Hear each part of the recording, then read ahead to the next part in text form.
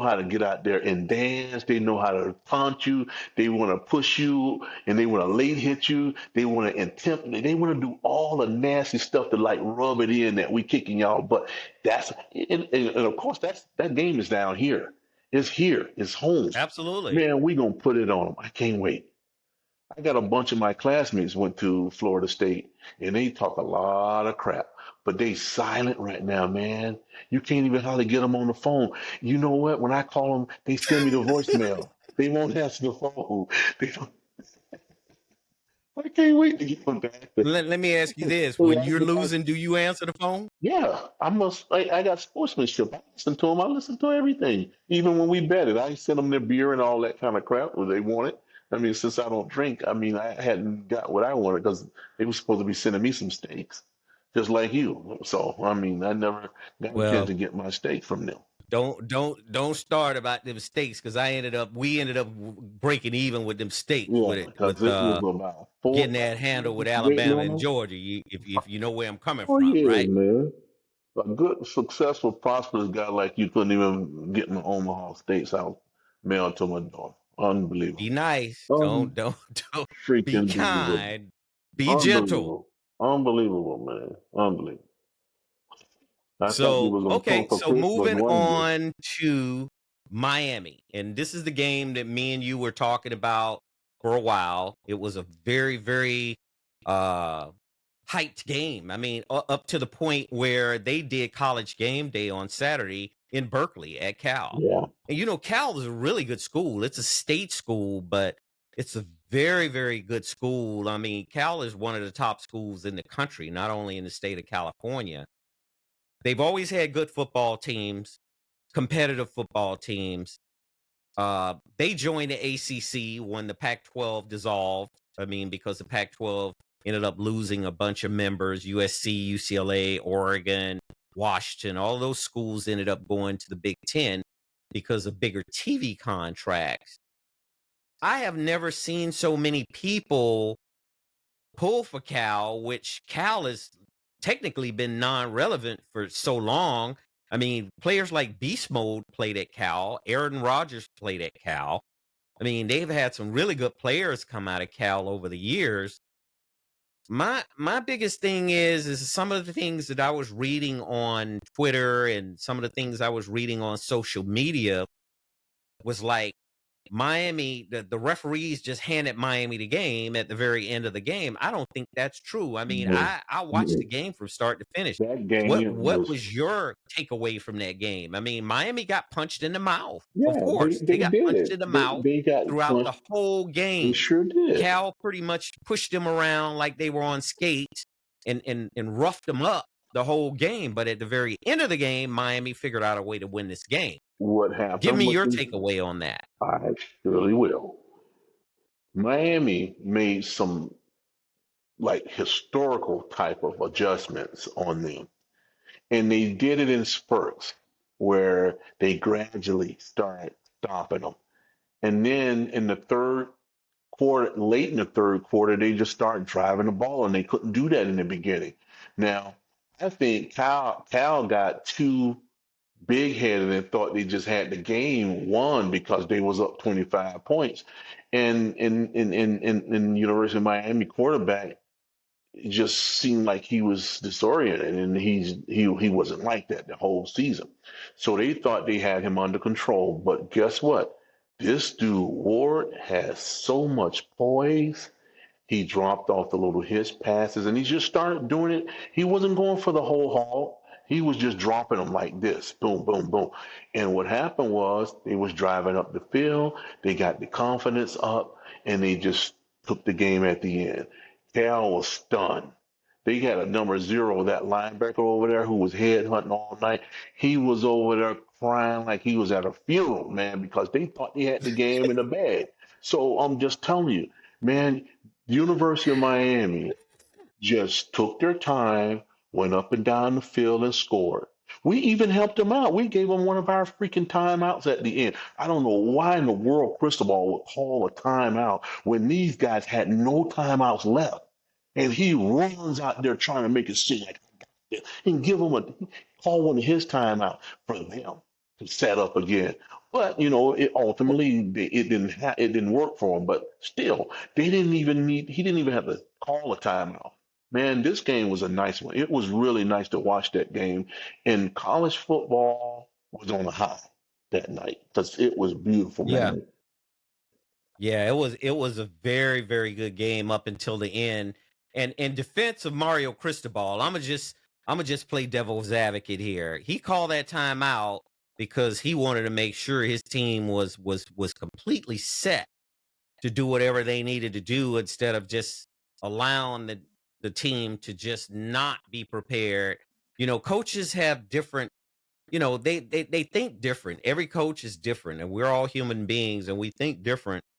So I'll go out on a limb and defend Mario Cristobal and say he probably called that timeout to make sure that all of his players understood their responsibilities to be in positions I that get they needed to be flashbacks when I in see them do to stuff help like that. set up and win this game. See, what always play in my mind when I see him do something of that magnitude. Remember last year where they had a few seconds to just take a damn knee, and they tried to run the ball and fumbled it and lost. Remember that? I can't defend him on that one now. I That's that what I'm that telling that you. right there, And I that's can't I what I can't defend him started on that one. thinking. Why? I All said, they had to do was why? kneel on the ball on that one, and he didn't. All he had to He do I was let think him run out he the clock allowed on the this one offensive too. coordinator to make that call, and that just hurt him, man. That really that hurt him last year. Well, It put him in a bad spot. I tell you one thing, they are really on the right track this year. And like I said before, I think they're gonna have a very successful season. I'm just eager for FSU to come in town. I can't So it wait. says in the post here, as I'm going to read this off, in a post that has over 2 million views on X as of writing, a photo clearly shows two Miami offensive linemen down the field before Cam Ward made the game-winning throw on a 2nd and goal, but officials completely missed the ineligible man downfield call, allowing the Hurricanes to win. In college football, ineligible receivers, usually offensive linemen, are allowed to be at least 3 yards past the line of scrimmage before the quarterback throws the ball. But in this instance, one lineman was just stepping over the 3 yard limit while the other one was at the goal line 5 yards away. Had the officials called it, Miami would have been moved back to the 10 yard line and would have lost a down, which could have impacted the game. This call could have given a different final result, but instead, the Hurricanes still remain undefeated.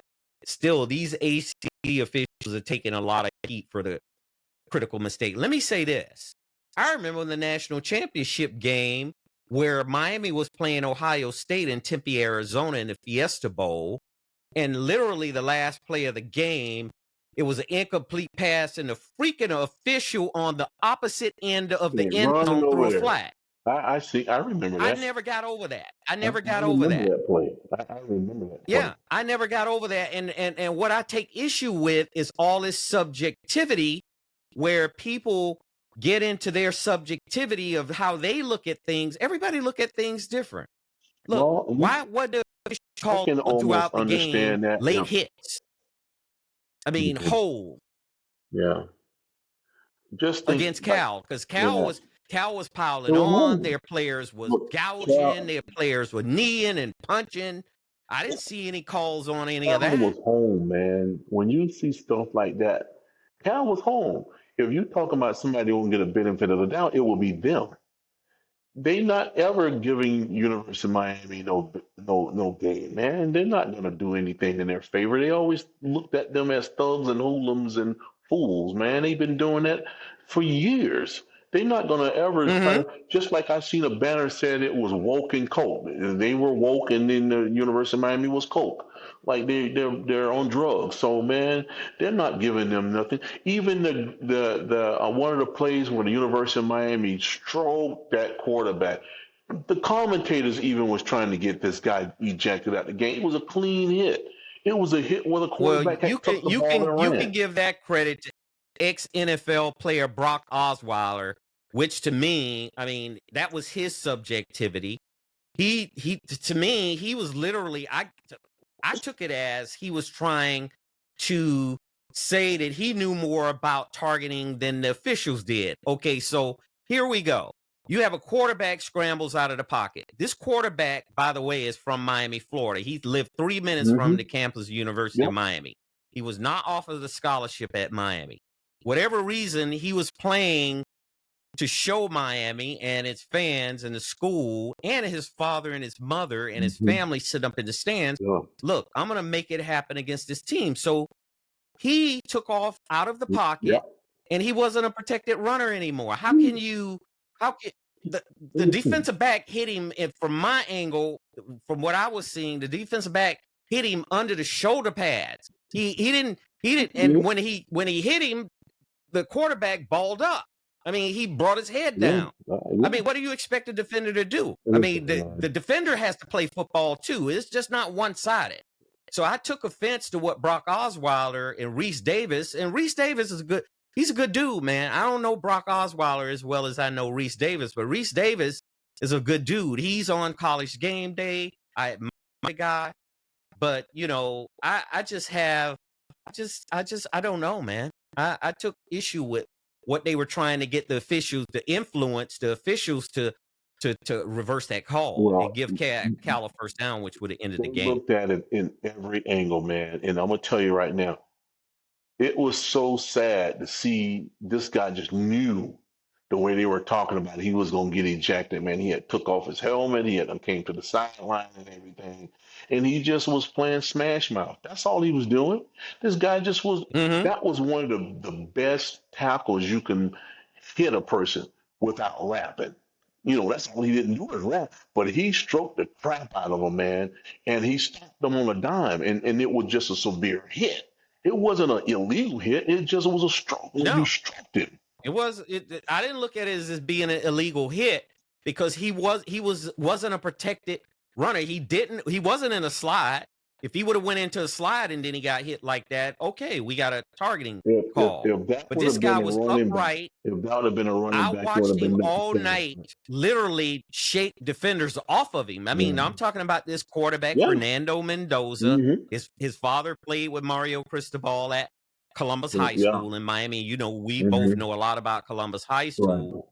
And he was playing above the key because he was playing in front of his home crowd and he was playing in front of his family. Oh, he was showing off, man.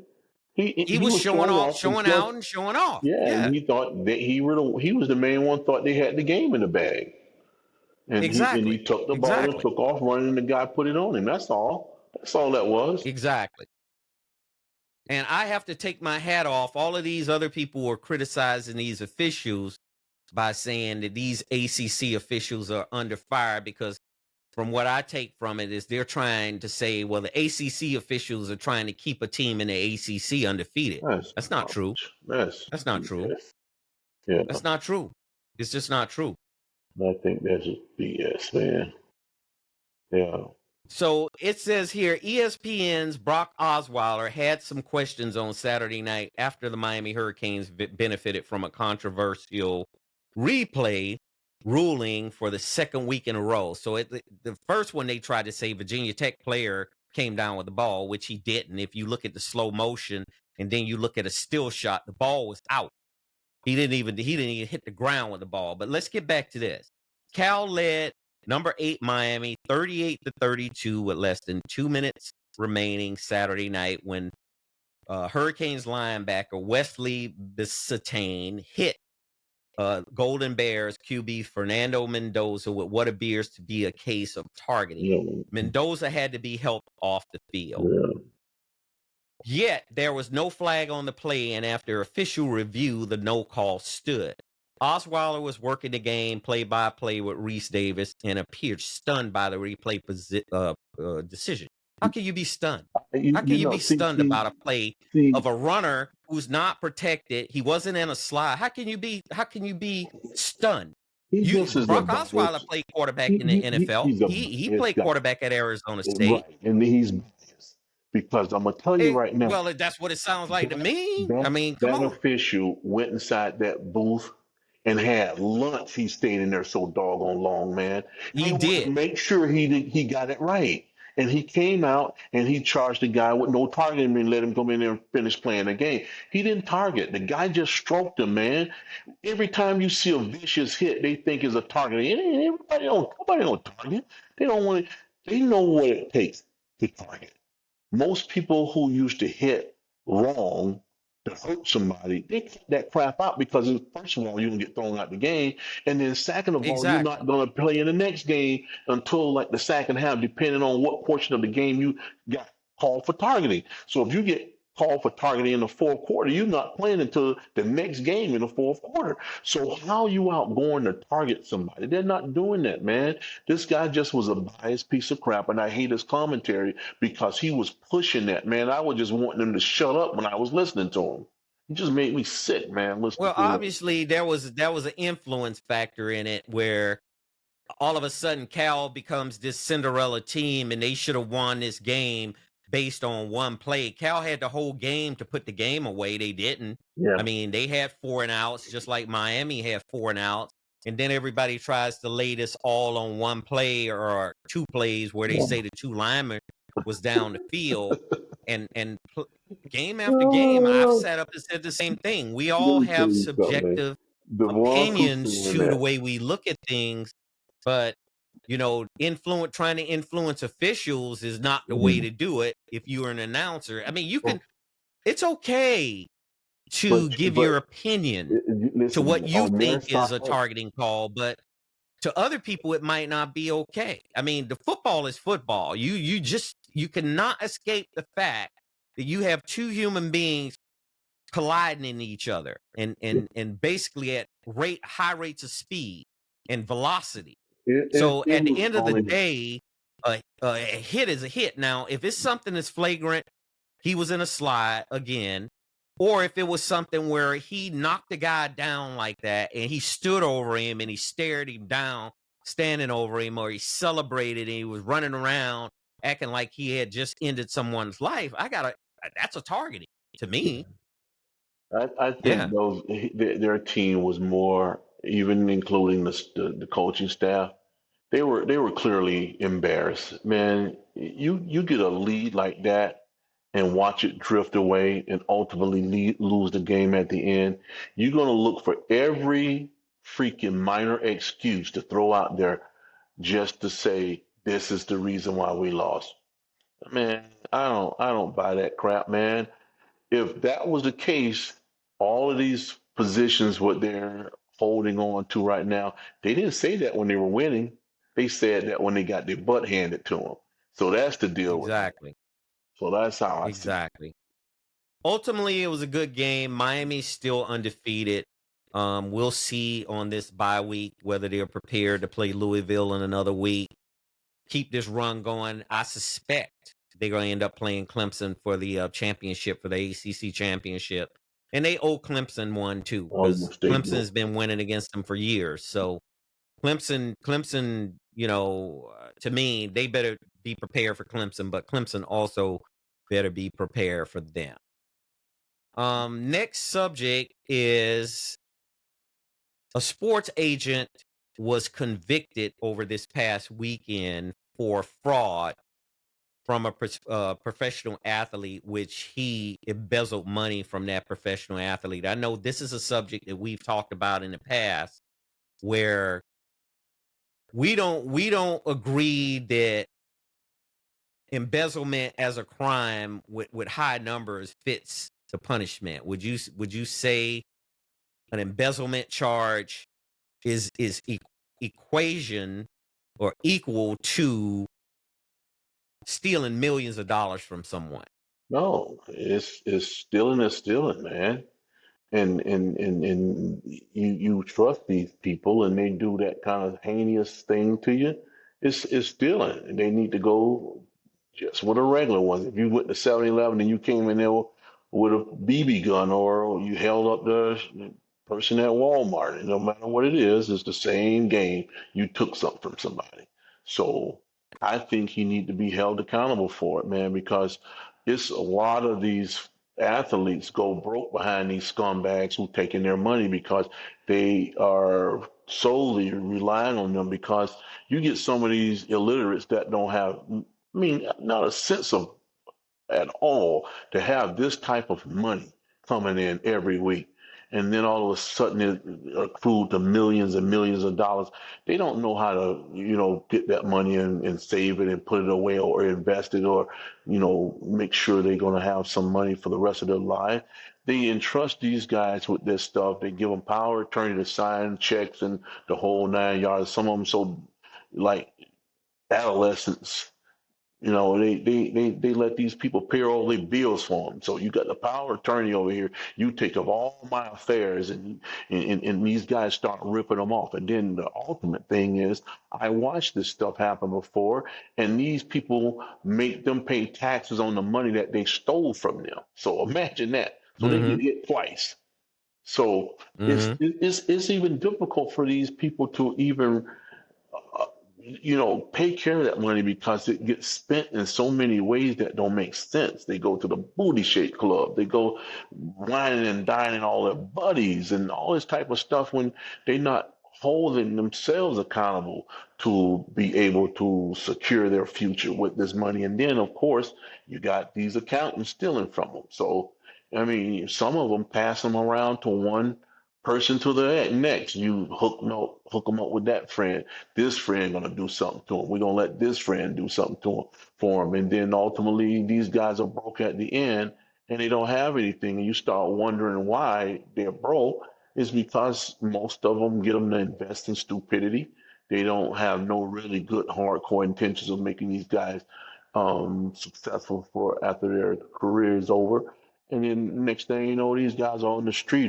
They just only if they can make it to have a pension at the end, most of the time that's not enough because they don't accrue so much debt with these houses and cars and taking care of family members and all of this foolishness. So when somebody's stealing from them, it just it just tears everything apart, man. I just hope the Joker who did it be held accountable for it, man, because these guys, Well, it's a federal crime, so I think he has been convicted on it, and he's going to be sentenced at some point. I can even go back to just over a year ago, where this gambling scandal with Major League Baseball with player Shohei Ohtani for the Los Angeles Dodgers, who's a Japanese player from Japan Mhm, who plays for the Dodgers. He played for the Angels for many years, and his interpreter. stole money from him Stole too. money from him. I Yeah, think it was a yeah, number of $17 million because he yeah, had a gambling habit and he was trying to pay off this yeah, gambling debt that he had. And from what this fact showed, that the player didn't even know about it, because I yeah. found out through some sources that this particular guy ended up Ipe Mizahara ended up opening up a bank account in with him sitting there, because he didn't speak English as well as Mhm, he needed to. yeah. So Mizahara had full access to his checking So account, he and I put don't even know if the a guy was solid checking his checking documents and account. he had no clue of what was going on too. He had no That clue, because I don't yeah, know if he was even going in checking his bank account. If you got hundreds of millions of dollars yeah, sitting in an account, yeah, how do you miss yeah, 17 yeah, million? I mean, yeah, looking at the numbers, I mean, from a yeah, numbers perspective.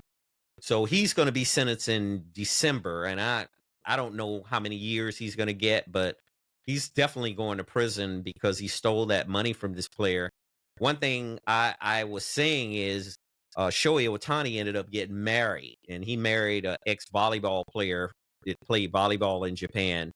And I'm pretty sure that woman came and asked him, are you watching your bank account? yeah. And he She might have probably caught told her it. that ePay opened the bank account Yeah, for me, and she probably woo, the boy, one I bet caught you it. that sent Yeah, she, shockwaves yeah, through her, you yeah. know? She probably the one caught it, man. Because when you Yeah, I have think people I think she overseeing the did. stuff I like think that, I would go as far as to say she yeah, caught she probably caught it. the discrepancy, and Yeah. she asked him, "Look at your bank account," and he probably went in and seen some of the numbers had been transferred, Hmm. and that's a very sad state of affairs, man. When you trust people, let me ask you this: would you place someone in power of attorney if you were hundreds of millions of dollars in? Would you give them power of attorney? I would have somebody hired to do taxes and stuff like that, but I won't give nobody power of attorney to be writing checks at all. It ain't nobody How'd you doing that. manage all that money? All you gotta do How is would you have. manage all that money when you got that much money and you're traveling around? You don't have time to be watching a bank account every day. You You don't don't have have time to. to pay your All you mortgages gotta do on is those take. 5 or 6 homes you have and a fleet of cars. How do you pay for all it? I mean, who do you get to You're gonna watch it? have Do you get your multiple parents to people. watch it? No, you can do it yourself, but you get multiple people to handle certain things. But when it comes to that money, you write your own checks. You write your own checks. I remember Oprah Winfrey But saying I'm that years asking you, ago. is it realistic It to is write your own realistic. checks Yes, it when you're not is. It's always even in easier town to now. write your own check? Huh? It's easier now.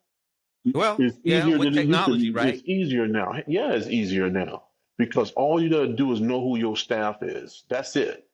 You know who your staff is, and you know how much money you. Say, for instance, you got $100 million and you operating Okay. off of 25 million.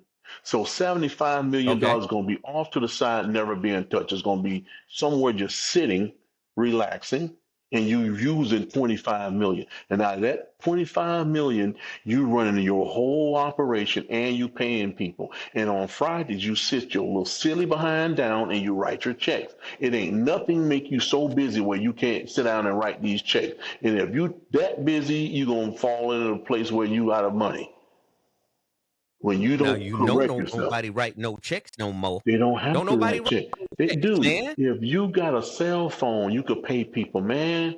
Don't try to act like you crazy.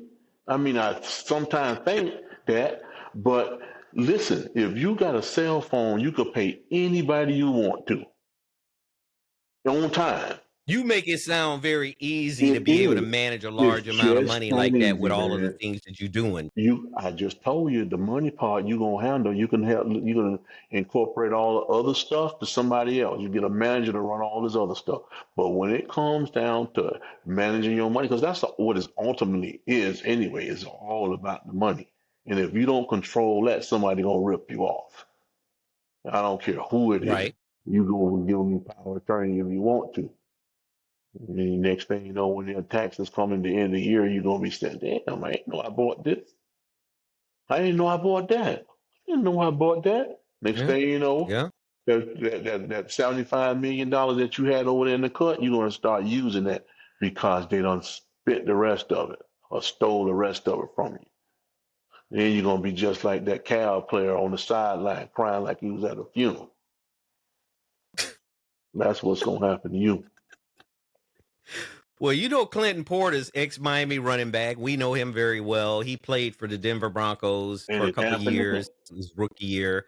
Then he ended up getting that $55 million contract with the Washington Redskins, and Drew Rosenhaus was his agent. Mm-hmm. And, you know, I'm assuming that Drew Rosenhaus recommended or suggested Walked him around like that a he hot have this potato. guy handle his money for him. Yeah, I remember that. I don't know if that's actual fact. I'll dig in and Well, try to find out well, really what if I can get that deep into it. it, But it was he deep said because that it was deep because Drew Rosenhaus was his agent, and he hooked him up with this investor. And these guys started playing. It was just it wasn't just Portis. It was a whole group of guys who ain't know what they was yeah, it was doing. Steve It was a Atwater, bunch of them, Terrell Owens, T.O. It was quite a few allegedly, of them. allegedly. But they all came up with bad investments and stuff like that. And if you look at the rest of them, they all scraping the bottom of the barrel financially because they got taken because they didn't Well, I know. know Steve Atwater. I think Steve Atwater is doing okay because those guys get NFL pensions when they leave the NFL. I don't know how they crunch the numbers of how much they get every month, but if you've had a 53 million dollar contract, I guess they calculate all of that in. But I would go as far as to say I don't know if all of them are doing extremely bad, but Portis say he contemplated killing the guy. I Yeah, mean, he because he literally sat knew. out in front of the guy's office, Listen, man, and that luckily the guy pension. didn't come to work that day. Think about something. If you have a pension, that pension will take care of you and your family. and that's your immediate family. But if you had already put your brother in the house with a car, sister in the house with a car, your parents was balling too with cars,